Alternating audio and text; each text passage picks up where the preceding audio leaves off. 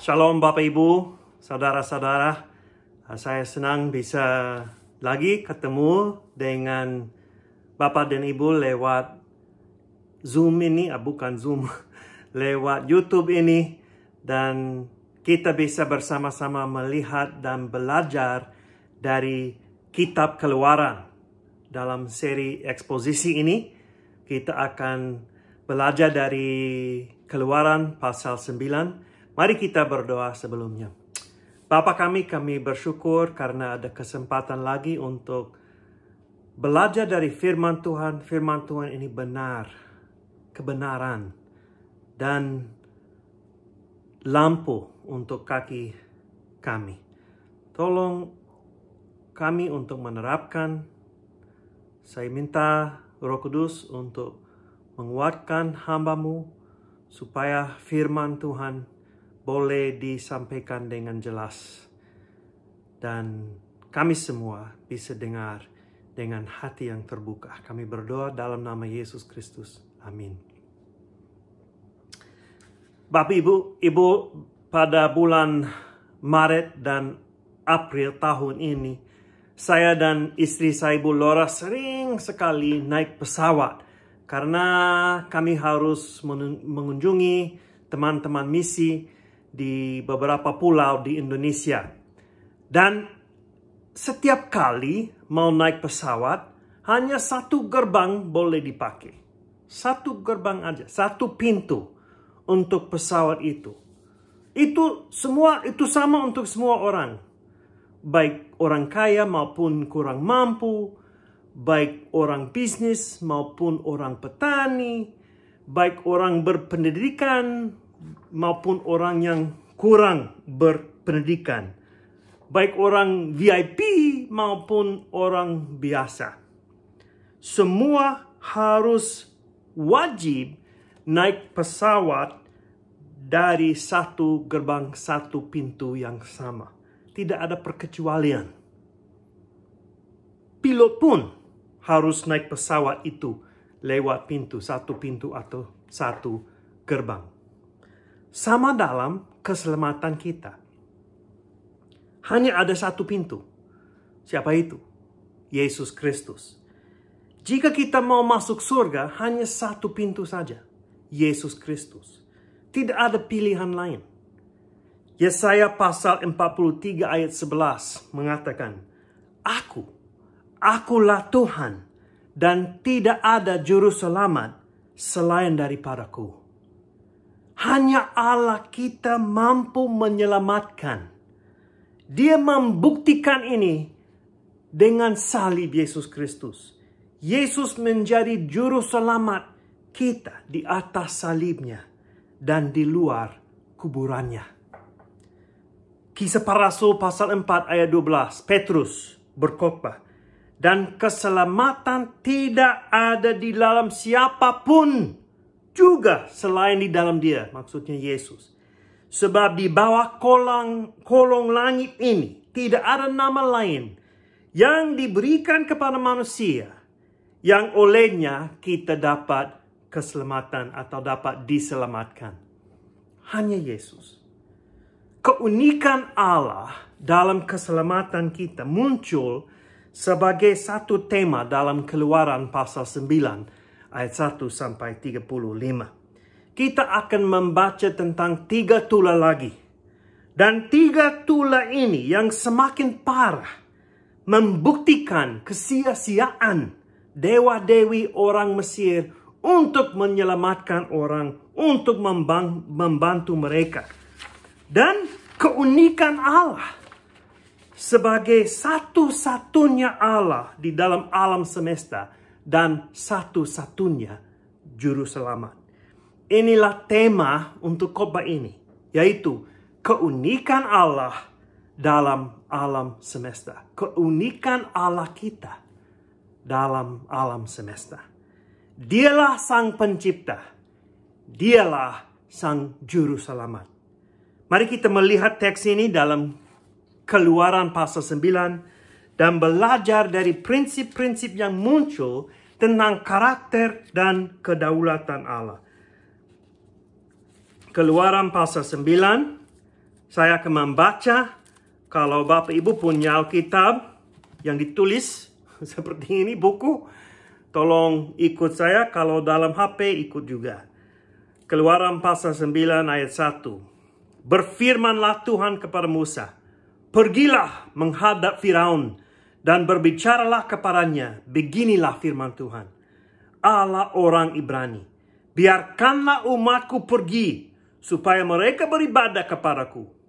Sebab jika engkau menolak membiarkan mereka pergi dan masih menahan mereka, maka ternakmu yang ada di padang, kuda, keledai, unta, lembu sapi, dan kambing domba akan kena tulah Tuhan, yakni kena penyakit sampar yang dahsyat.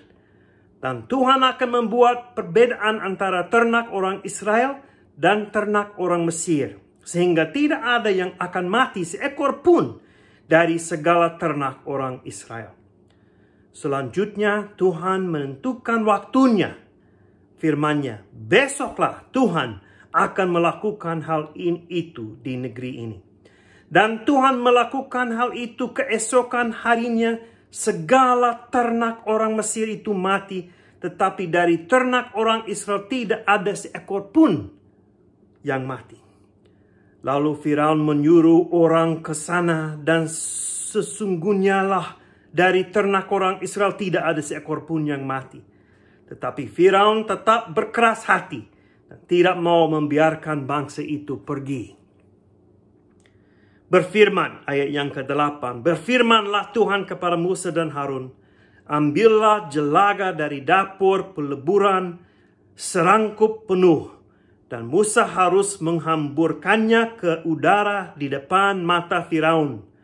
Maka jelaga itu akan menjadi debu meliputi seluruh tanah Mesir, dan akan menjadikan bara yang memecah sebagai gelembung pada manusia dan binatang di seluruh tanah Mesir.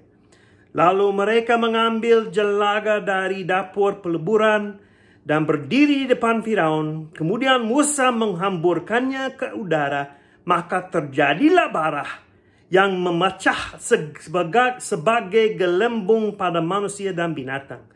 Sehingga ahli-ahli itu tidak dapat tetap berdiri di depan Musa karena bara-bara itu. Sebab ahli-ahli itu pun juga kena bara sama seperti semua orang Mesir. Tetapi Tuhan mengeraskan hati Firaun sehingga ia tidak mendengarkan mereka, seperti yang telah difirmankan Tuhan kepada Musa. Ayat yang ke-13. Berfirmanlah Tuhan kepada Musa, bangunlah pagi-pagi dan berdirilah menantikan Firaun dan katakan kepadanya, beginilah firman Tuhan, Allah orang Ibrani, biarkanlah umatku pergi supaya mereka beribadah kepadaku. Sebab sekali ini aku akan melepaskan segala tulahku terhadap engkau sendiri, terhadap pegawai-pegawaimu dan terhadap rakyatmu, dengan maksud supaya engkau mengetahui bahwa tidak ada yang seperti aku di seluruh bumi. Saya akan mengulangi ayat itu. Supaya, dengan maksud supaya engkau mengetahui bahwa tidak ada yang seperti aku di seluruh bumi. Bukankah sudah lama aku dapat mengacungkan tanganku untuk membunuh engkau dan rakyatmu dengan penyakit sampar sehingga engkau terhapus dari atas bumi?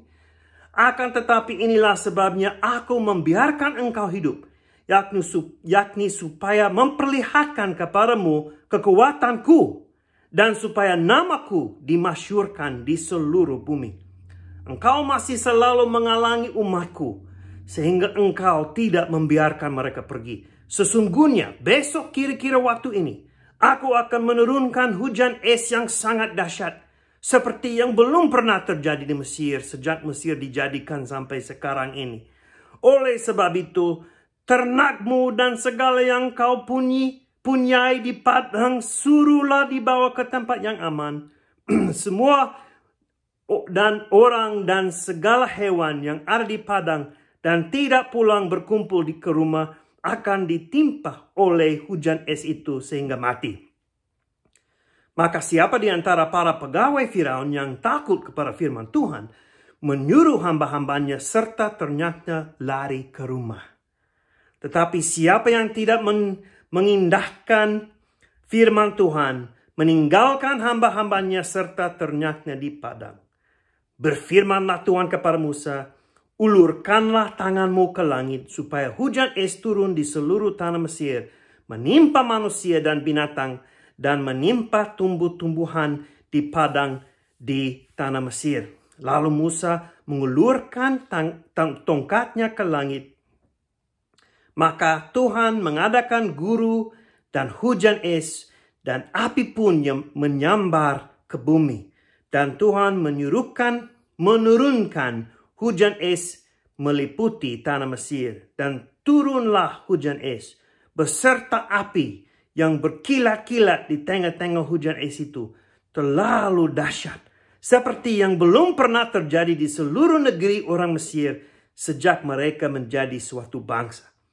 Hujan es itu menimpa binasa segala sesuatu yang ada di padang di seluruh tanah Mesir, dari manusia sampai binatang juga.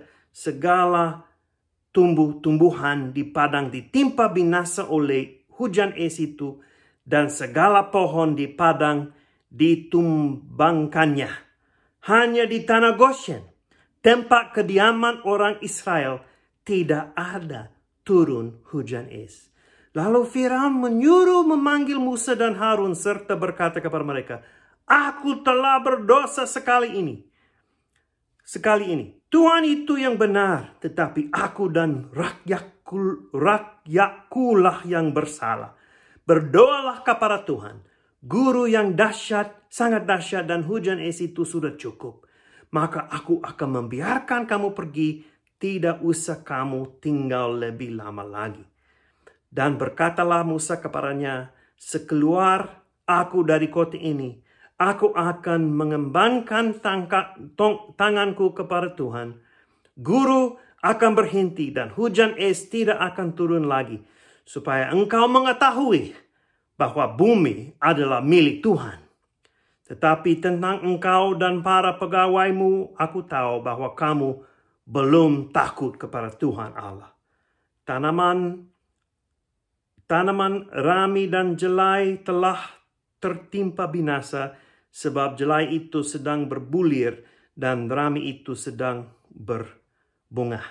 Tetapi gandum dan sekoi tidak tertimpa binasa, sebab belum lagi musimnya. Lalu keluarlah Musa dari kota itu meninggalkan Firaun. Dikembangkannyalah tangannya kepada Tuhan, maka berhentilah guru dan hujan es, dan hujan tidak tercurah lagi ke bumi. Tetapi ketika Firaun melihat bahwa hujan es, dan guru telah berhenti, maka teruslah ia berbuat dosa. Ia tetap berkeras hati, baik ia maupun para pegawainya. Berkeraslah hati Firaun, sehingga ia tidak membiarkan orang Israel pergi, seperti yang telah difirmankan Tuhan dengan perantaraan Musa. Luar biasa, 3 tulah ini yang dahsyat sekali, tetapi hati Firaun tetap keras. Nah, kita akan lihat apa di sini. Mari kita lihat kedaulatan dan karakter Allah, bahwa Allah satu-satunya Allah dan Juru Selamat di dunia ini. Dalam tulah kelima, kita melihat bahwa Allah terus melawan bangsa Mesir dan dewa-dewinya untuk menyatakan keunikannya sebagai Allah di atas segala Allah. Seperti dulu, dalam tulah-tulah sebelumnya, jelas sekali siapa adalah sumbernya untuk tulah ini. Ayat yang ketiga mengatakan, maka ternakmu yang ada di padang, kuda, keledai, unta, lembu, sapi, dan kambing domba akan kena tulah Tuhan. Secara literal ini bisa diterjemahkan, tangan Tuhan akan jatuh. Nah, ini penting. Saya ingat tulah yang dikena Sodom dan Gomora pada waktu api jatuh dari surga dan mereka dibinasakan. Dua suku ini melawan rencana Allah. Suku Mesir melawan rencana Allah dan mereka kena tulah seperti itu. Kita ingat pasal 8 ayat 19 mengatakan inilah tangan Allah. Nah, ingat secara literal itu bisa diterjemahkan ini jari Allah. Dalam pasal 9 kita lihat ini tangan Allah. Tulah-tulah ini semakin parah. Ini yang Musa mau menjelaskan lewat tulisan Keluaran. Kita juga bisa melihat dalam tulah ini seperti tulah keempat. Tulah ini membedakan antara ternak yang punya orang Mesir dan ternak yang punya orang Israel, orang Ibrani. Perbedaan ini mengingatkan kita tentang perbedaan orang benar dan orang jahat di dalam kitab Wahyu. Orang yang setia kepada Yesus diamankan dari tulah-tulah oleh karena mereka ditandai oleh meterai Allah, yaitu darah Yesus Kristus. Tetapi yang penting di sini, Allah membedakan antara siapa dimiliknya dan siapa tidak. Siapa umatnya, siapa tidak. Siapa percaya kepada Allah, siapa tidak. Tuhan juga menentukan waktunya, ayat yang ke-5, supaya tidak ada keraguan bahwa tulah ini dikirim oleh Allah Israel. Dan Fir'aun diberikan waktu untuk memikirkan tentang hal itu. Segala ternak orang Mesir itu mati. Tapi dari ternak orang Israel tidak ada seekor pun yang mati. Nah, mungkin ada orang kritis yang bilang, oh, bagaimana masih ada ternak dalam tulah berikutnya?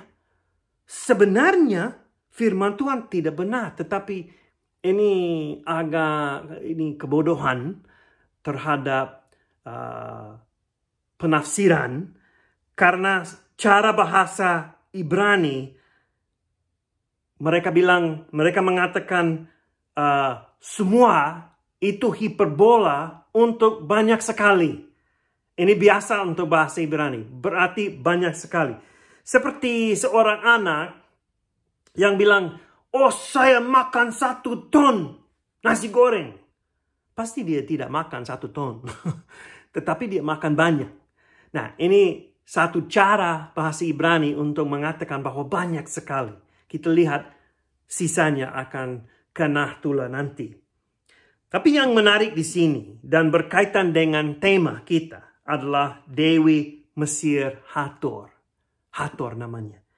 Hathor adalah dewi yang sering digambarkan dengan seekor sapi. Salah satu dewi lain yang dikalahkan oleh Allah Israel yang unik di alam semesta. Tidak ada dewa-dewi yang bisa melawan hukuman dari Allah. Tulah yang ke-6 adalah tulah bara.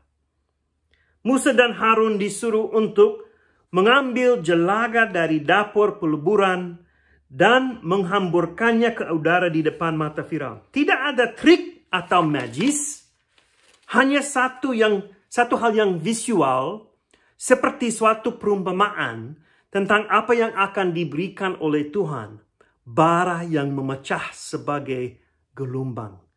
Cara ini akan mengingatkan Firaun dan pegawai-pegawainya tentang batu bara yang dibakar dalam peleburan di Mesir.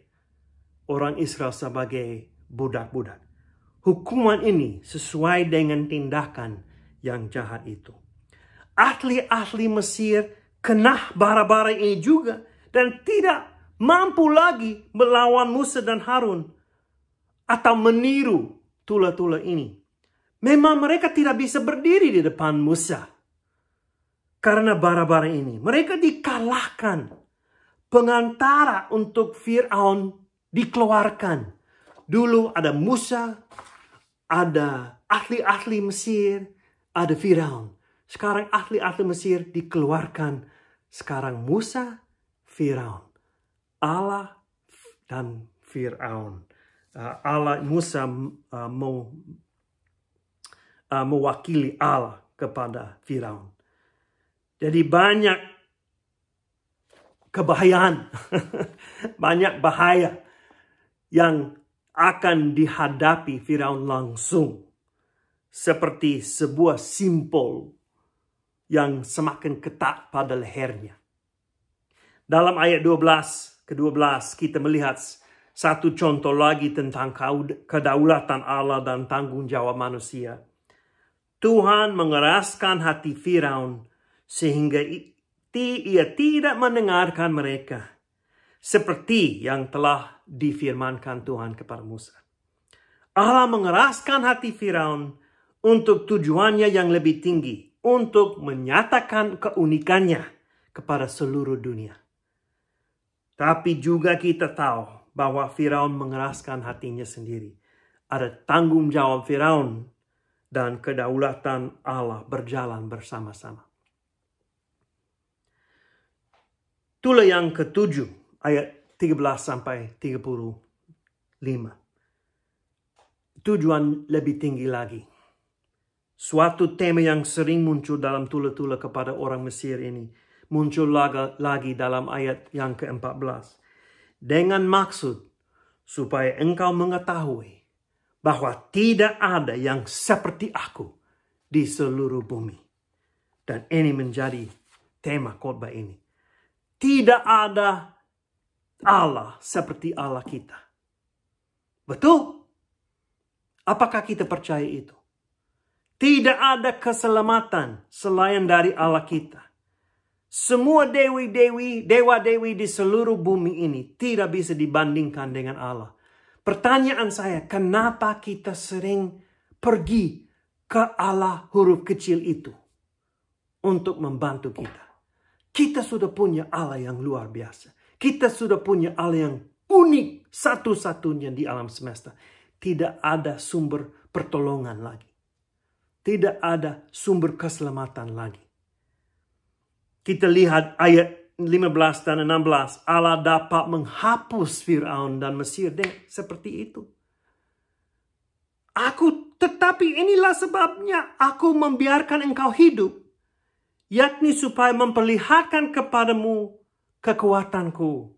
Dan supaya namaku dimasyurkan di seluruh bumi. Kadang-kadang Bapak Ibu, saudara-saudara, kita tidak bisa mengerti kenapa Allah buat ini atau buat itu. Tetapi biasanya itu untuk memuliakan namanya. Meninggikan namanya. Supaya nama Allah dimasyurkan di seluruh bumi. Tula-tula menjadi semakin parah. Ayat yang 14. Sekali ini aku akan melepaskan segala tulaku terhadap engkau sendiri. Tidak ada pengantara lagi. Mesir akan mengalami hukuman Allah yang semakin parah. Dan mereka akan menderita semakin serius. Kita melihat dosa Firaun yang dasar dalam ayat yang ke-17. Engkau masih selalu mengalami umatku. Firaun meninggikan diri sendiri untuk melawan umat Allah. Inilah kesombongan dan pemberhalaan. Dia memperbalahan. Saya tidak tahu kalau itu ada kata. Dia buat berhal tentang diri sendiri. Dari diri sendiri. Dia kira dia adalah Allah. Tetapi dia akan dikalahkan oleh Tuhan kita. Tula ini, es batu, akan dikena manusia, ternak, dan tanah. Ternak yang masih hidup setelah tula kelima harus dibawa ke tempat yang aman. Ada orang Mesir yang akhirnya mulai mendengarkan firman Allah dari Musa dan mereka mengamankan ternak mereka. Ayat yang 20, takut. Mereka takut kepada firman Tuhan. Kita belajar dari contoh ini bahwa sebagian kabar baik adalah peringatan. Sebab sebagian kabar baik yang kita sampaikan itu peringatan. Kita menyampaikan kabar baik dan mendorong orang lain bertobat. Orang lain yang mendengarkan akan diselamatkan. yang lain, yaitu yang menolak kabar baik itu dan tidak mendengarkan, akan mengalami hukuman. Hukuman ini bukan saja terhadap orang Mesir. Ada dewa Set di Mesir, namanya Set, yang menyatakan diri sebagai Allah angin dan badai. Jadi di sini kita melihat Allah Israel menyatakan diri sebagai Allah di atas segala badai dan angin, dan di atas segala tanah dan dewa-dewi lain. Allah kita berada dalam guru dan petir. Sekali lagi ada perbedaan antara tanah orang Israel dan tanah orang Ibrani. Tanah orang Ibrani tidak kena es batu pun. Dan Firaun mengaku bahwa tulah ini berasal dari tangan Allah. Ayat yang 28. Berdoalah kepada Tuhan, guru yang sangat dahsyat, dan hujan es itu sudah cukup. Tetapi dia tetap keras. Dan dalam ayat yang ke-29 kita membaca lagi tujuan yang utama. Supaya engkau mengetahui bahwa bumi adalah milik Tuhan. Allah kita adalah Allah yang unik. Satu-satunya Allah di alam semesta dan satu-satunya juru selamat. Dalam kehidupan kita, saudara-saudari, apakah kebenaran ini diterapkan? Bahwa Allah satu-satunya juru selamat. Adakah berhala lain yang melawan tempat Allah atau mengganti tempat Allah di dalam hati kita? Apakah ada berhala lain? Baik uang, baik posisi, prestasi, maupun pelayanan, maupun keinginan kita sendiri untuk buat ini, buat itu, di luar kehendak Tuhan. Apakah ada berhala lain yang melawan Allah? Allah satu-satunya juru selamat. Jikalau Allah satu-satunya juru selamat, kenapa ada hal lain yang menarikkan perhatian kita dalam kehidupan rohani? Seperti Yesus plus, Yesus tambah sesuatu. Saya diselamatkan oleh Yesus dan. Tidak ada dan dalam keselamatan. Hanya Yesus menyelamatkan kita. Tetapi kita sering tambah tindakan. Yesus dan tindakan. Yesus dan pengalaman. Seperti karunia yang dimanifestasikan.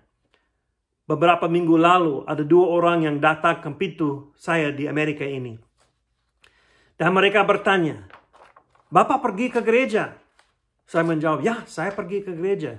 Dan sering ke gereja-gereja lain. Mereka bilang, oh baik, gereja kami lebih baik. Karena di dalam gereja kami ada Roh Kudus yang dimanifestasikan. Nah, mereka buat asumsi. Asumsi mereka adalah bahwa yang saya mengalami kurang cukup. Seperti Yesus tambah atau Yesus dan pengalaman harus dialami. Nah, itu di luar firman Tuhan. Yesus cukup. Atau Yesus tambah status keluarga atau kerajinan saya dalam gereja. Yesus cukup. Satu-satunya juru selamat. Filipus pasal 3 ayat 8 Paulus mengatakan, malahan segala sesuatu kuanggap rugi karena pengenalan akan Kristus Yesus, Tuhanku, lebih mulia daripada semuanya. Yesus saja adalah jalan dan kebenaran dan hidup ke Allah Bapa. Dalam pelayanan kita, apakah kebenaran ini diterapkan? Apakah kita mementingkan keunikan dan keunggulan Allah di dalam pelayanan kita? Apakah kita menjelaskan keunikan Allah sebagai satu-satunya juru selamat dalam khotbah, dalam pengajaran, dalam les, dalam apa saja, dalam kehidupan, supaya anggota jemaat bisa lihat ya memang Allah satu-satunya. Kita mengingat bahwa tula-tula dinyatakan supaya Firaun dan orang-orang Mesir mengetahui bahwa tidak ada seperti ada Allah di seluruh bumi. Kebenaran ini tetap benar sampai masa kini dan tetap relevan. Mari kita mengenal Allah ini lebih dekat dalam kehidupan kita dan dalam pelayanan kita. Mari kita menerapkan kebenaran ini. Allah kita unik di alam semesta. Dia satu-satunya Allah untuk kita. Mari kita berdoa. Bapa, kami bersyukur karena Allah satu-satunya Allah. Satu-satunya juru selamat. Dan mengutus anak Engkau, Yesus Kristus, ke dalam dunia ini untuk menjadi pengganti untuk kami. Kami bersyukur karena di bawah surga tidak ada nama yang mana orang dapat diselamatkan selain Yesus Kristus. Dan kami mau hidup sesuai dengan kebenaran ini. Dan semua berhala, semua hal lain yang kami bergantung kepada ini atau itu, kami mengaku bahwa ini salah. Kami hanya mau bergantung kepada Tuhan saja untuk juru selamat kami, untuk keselamatan kami, supaya kami bisa memuliakan nama Yesus Kristus. Kami berdoa dalam nama Yesus Kristus. Amin. Shalom, terima kasih.